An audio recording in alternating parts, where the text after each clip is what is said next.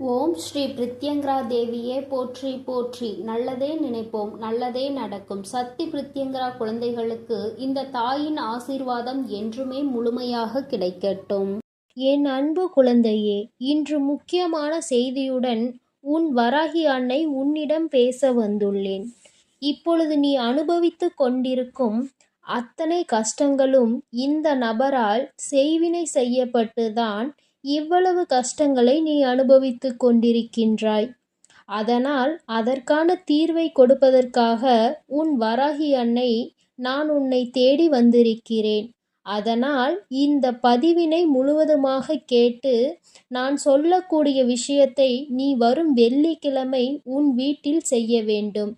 எப்பேற்பட்ட செய்வினையாக இருந்தாலும் செய்வினையால் செய்யப்பட்ட வேதனைகளும் கஷ்டங்களும் அனைத்தும் உன்னை விட்டு ஓடிவிடும்.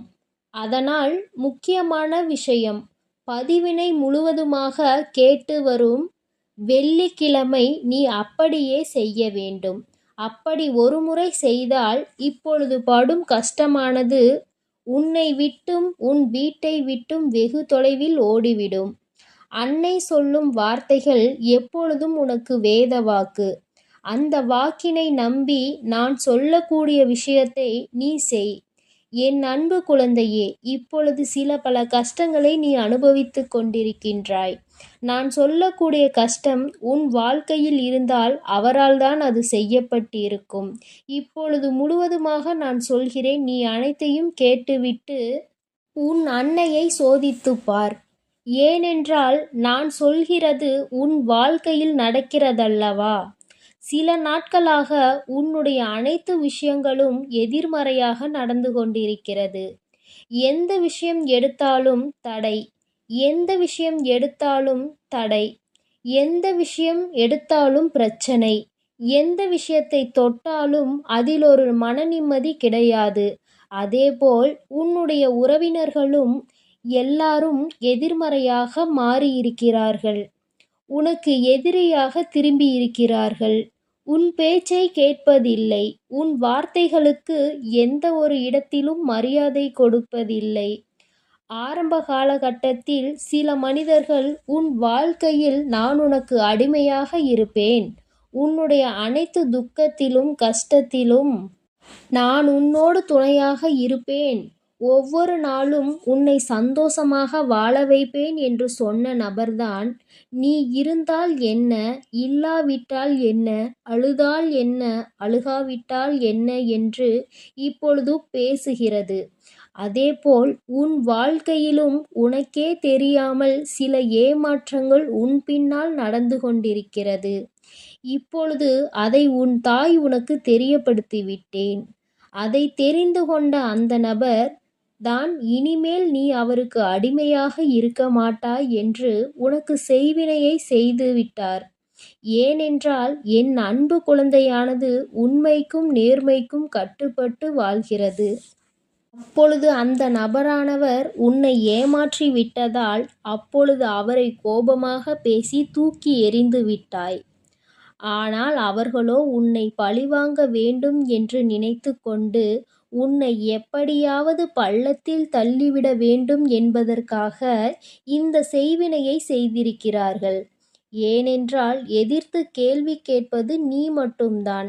அப்படி இருக்கும்போது உன் கதையை முடித்துவிட்டால் அவர்களது வாழ்வில் பிரச்சனை இருக்காது அல்லவா? அதனால் தேவையில்லாத செய்வினையை செய்து உன்னுடைய உடைமைகளையும் உன்னுடைய புகைப்படத்தையும் வைத்து இந்த தேவையில்லாத செய்வினையை செய்து விட்டார்கள். அவர்களால் அதை மட்டும்தான் என் அன்பு குழந்தைக்கு செய்ய முடியும். ஏனென்றால் உன்னுடைய வீட்டில் உன் வராகி அன்னை உனக்காக காவல் காத்து கொண்டிருக்கிறேன். அதனால் அவர்களால் அதை மட்டும்தான் செய்ய முடியும். ஆனால் சிறு சிறு உபாதைகள் உன் வாழ்க்கையில் ஏற்பட்டு கொண்டிருக்கிறது. திடீரென்று உடல்நிலை சரியில்லாமல் போகும். திடீரென்று நீ செல்லமாக வளர்க்கும் உன்னுடைய வீட்டு பிராணிகளுக்கு உடல்நிலை சரியில்லாமல் போகும். ஏன் இப்படி ஆகிறது என்று தெரியாமல் என் அன்பு குழந்தை ஏன் இப்படி நடக்கிறது, ஏன் இப்படி ஆகிறது என்று ஒன்றுமே புரியாமல் என் அன்பு குழந்தை குழம்பிக் கொண்டிருக்கிறது. ஆம் அன்பு குழந்தையே, சில விஷயங்களில் நம் வாழ்க்கையில் நமக்கு நல்லதே நடக்கும் என்று நம்பினாலும் சில சூழ்நிலைகள் நமக்கு எதிராக தான் இருக்கிறது. நம்முடைய செல்ல பிராணிகள் தன்னுடைய முதலாளிக்கு தன்னை சார்ந்தவர்களுக்கோ எதுவும் ஆகிவிடக்கூடாது என்று தண்டனையை அதுவே ஏற்றுக்கொள்கிறது. அதையெல்லாம் நிச்சயமாக அவர்கள் செய்த பாவங்களால் அந்த பிராணிகள் இப்பொழுது கஷ்டப்பட்டு கொண்டிருக்கிறது. அதனால் இதையெல்லாம் நினைத்து நீ கலங்காதே. காரணம் என்ன தெரியுமா? நான் சொல்லும் விஷயத்தை நீ ஒருமுறை உன் வீட்டில் செய்தால் போதும். எப்பேற்பட்ட செய்வினையாக இருந்தாலும், எந்த வினை யார் செய்திருந்தாலும் நான் பார்த்து கொள்கிறேன். ஆனால் ஒரு நிபந்தனை, நான் சொல்லக்கூடிய விஷயத்தை நீ இன்னும் உஷாராக தெரிந்து கொள்ள வேண்டும். ஏனென்றால் சில தெரிந்த நபர்களோ தெரியாத நபர்களோ யாரையும் உன் வீட்டினுள்ளே விடாதே. நான் உனக்கு பணம், செல்வம், புகழ் அனைத்தையும் மாற்றி கொடுப்பேன். உன் கடன் பிரச்சனையை தீர்ப்பேன். இந்த தாயத்தை கட்டிக்கொள், இந்த கயிறை கட்டிக்கொள் என்று எவராவது உனக்கு சொன்னாலோ, இல்லை நல்ல பூஜை போடுகிறேன், மிகப்பெரிய இந்த பூஜையை போட்டால் மிகப்பெரிய வெற்றி அடைவாய் என்று எவராவது ஏமாற்றினாலோ, தேவையில்லாத வேலைகளை யாராவது பார்த்தாலோ அதில் உனக்கு பாதிப்பு ஏற்படும். என் அன்பு குழந்தையே, இது உன் அன்னையின் எச்சரிக்கை பதிவு. இந்த உலகத்தில் பேராசைப்படக்கூடாது. பல பிரச்சனைகளுக்கு இந்த பேராசைதான் காரணமாக இருக்கிறது. இது உனக்கு குருவாக இருந்து உன் வராகி அன்னை சொல்வது. எப்பொழுதும் நாம் உடனே பணக்காரனாக மாறிவிட வேண்டும், உடனே நம் வாழ்க்கையில் கடன் பிரச்சனைகள் தீர்த்துவிட வேண்டும், உடனே தோட்டங்கள், பங்களா, கார்கள் எல்லாம் வாங்கிவிட வேண்டும், இதற்கு ஒரு சிறு பூஜை, சிறு பரிகாரம் நடத்தினால் போதும் என்று யாராவது சொன்னார்கள் என்றால் அப்பட்டமாக உன்னை ஏமாற்றுகிறார்கள்.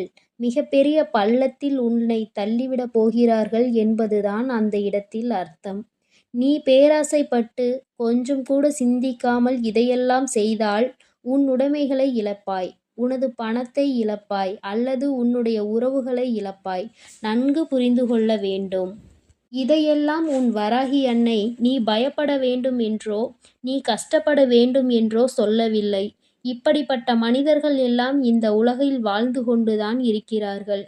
நல்லவர்களும் இருக்கிறார்கள், அதேபோல் கெடுதல் செய்பவர்களும் இந்த உலகில் வாழ்ந்து கொண்டுதான் இருக்கிறார்கள். நம் பேராசைக்கு எப்பொழுதும் இடம் கொடுக்க கூடாது. அப்படி கொடுத்தால்தான் நம் வாழ்க்கையானது தலைகீழாக மாறிவிடுகிறது. அதேபோல் உன் உறவை சேர்த்து வைக்க இந்த கயிறை கட்டிக்கொள், இந்த பூஜை செய்யலாம் என்றால் நீ அதை நம்பிவிடக்கூடாது. ஏனென்றால் இது எல்லாம் உன் வருங்காலத்தில் வரக்கூடிய விஷயங்களாக இருக்கிறது. உன்னுடைய வராகி அன்னை உன்னுடைய எதிர்காலத்தை கணித்து வைத்திருக்கிறேன். உன்னுடைய எதிர்காலத்தில் என்னவெல்லாம் நடக்கப் போகிறது என்று என்னால் மட்டுமே கணிக்க முடியும். அதனால்தான் நான் அதை கணித்து உன்னிடத்தில் சொல்லிக் கொண்டிருக்கின்றேன். ஏனென்றால் நீ உன் உறவை பிரிந்து வாழ்கின்றாய். இந்த சமயத்தில் நம் உறவு உடனே நம்மை தேடி வந்துவிட வேண்டும் என்று தேவையில்லாத விஷயங்களை நீ செய்துவிடக்கூடாது. உன் உறவை நிச்சயம் உன்னிடத்தில் நான் கொண்டு வந்து சேர்ப்பேன். நீ நினைத்த உறவோடுதான் நீ வாழ்வாய். உன்னை சந்தோஷமாக வாழ வைத்தே நான் தீருவேன். அவசரப்படாதே. நாம் தேவையில்லாமல் குறுக்கு வழியில் சென்றால் அந்த பாதையானது மிகப்பெரிய தவறான பாதையாக மாறிவிடும். உன் வராகி உன்னோடு இருக்கும்போது கண்டிப்பாக நான் உனக்கு நல்ல பாதை, சரியான பாதையை தான் காட்டுவேன். அந்த உறவானது திருந்தி வர வேண்டும். அவர்கள் ஆடாத ஆட்டமெல்லாம் ஆடிக்கொண்டு இருக்கிறார்கள். ஏனென்றால் அவர்கள் இன்னொரு உறவோடு சேர்ந்திருப்பது இன்னும் சிறிது காலம்தான். ஏனென்றால் அவர்கள் இன்னொரு உறவுடன் சென்று விடுவார்கள். காரணம் என்னவென்று தெரியுமா? உன் உறவானது அன்பாக பழகியிருக்கிறது அங்கே. அந்த உறவோ சொத்திற்கும் பணத்திற்கும் ஆசைப்பட்டுதான் உன் உறவோடு பழகி கொண்டிருக்கிறது.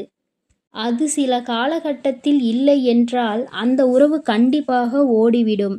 அந்த நேரத்தில் உன் உறவிற்கு புத்தி தெளியும். அறிவு பாடங்கள் அனைத்தையும் நான் புகட்டுவேன். அதோடு மட்டுமல்லாமல் உன் காலடியில் அந்த உறவை நான் விழவைப்பேன். அதுவரை நீ பொறுமையோடு இரு. எந்த செய்வினையாக இருந்தாலும் நான் சொல்வதை போல் உன் வீட்டில் செய்து அனைத்து செய்வினைகளையும் நான் சாம்பலாக்கி விடுவேன். அதனால் நான் சொல்வதை செய். வரும் வெள்ளிக்கிழமை என் புகைப்படத்தையோ அல்லது என் கண்களின் புகைப்படத்தையோ உன் வீட்டு வாசலில் மாட்டி வை. பிறகு என்னுடைய திருநீரை எடுத்து தண்ணீரில் கலந்து வீடு முழுவதும் தெளித்துவிடு. பிறகு நீயும் கொஞ்சம் உண்டுவிடு. ஏனென்றால் சில விஷயங்களை மற்றவர்கள் கொடுத்திருக்கலாம். அதை நீ தெரியாமல் கூட வாங்கி உண்டிருக்கலாம். அந்த உணவானது ஒருவேளை செய்வினை செய்யப்பட்டால் உடல் உபாதைகள் ஏற்பட வாய்ப்பிருக்கிறது. அனைத்து விஷயங்களையும் நான் பார்த்து கொள்கின்றேன். இனி காலை மாலை 2 நேரமும் உன் வீட்டில் தீபம் ஏற்றி ஒரு ஊதுபத்தியை ஏற்றி வை. எப்பொழுதும் வீட்டை இருளாக வைத்துக் கொள்ளாதே. பல கஷ்டங்கள் நமக்கு வரலாம், பல சோதனைகள் நம் வாழ்வில் வரலாம். அதற்காக எல்லாம் பூஜை செய்யாமலே நமது கடமைகளை நாம் விட்டுவிடக்கூடாது. எதுவாக இருந்தாலும் உன் வராகி அன்னை பார்த்து கொள்கிறேன். வரும் வெள்ளிக்கிழமை நீ இதை செய்ய வேண்டும். நான் சொல்லியது போல நீ இதை கடைபிடிக்க வேண்டும். இதை தினம்தோறும் உன்னால் கடைபிடிக்க முடியவில்லை என்றாலும் வாரத்தில் ஒரு முறை, இந்த அன்னைக்கு மிகவும் பிடித்த வெள்ளிக்கிழமை நாள் அன்று நீ இதை செய்தால் மட்டும் கூட போதும். 9 வாரங்கள் தவறாமல் என்னுடைய திருநீரை தண்ணீரில் கலந்து வீடு முழுவதும் நீ தெளித்துவிட வேண்டும். ஏனென்றால் எந்த தீய சக்தியாக இருந்தாலும் உன்னை நெருங்காது, உன் வீட்டையும் நெருங்காது. அதேபோல் என் கண் புகைப்படத்தை உன் வீட்டு வாசலில் மாட்டி வைக்க வேண்டும். அப்படி மாட்டி வைக்கும் தருணத்தில் எந்த செய்வினை செய்த பொருட்களையும் உன் வீட்டினுள் கொண்டு வர முடியாது. அதை அந்த இடத்திலேயே நான் சாம்பலாக்கி விடுவேன். அதனால் என் புகைப்படத்தை உன் வீட்டு வாசலில் மாட்டி வைக்க சொல்கிறேன்.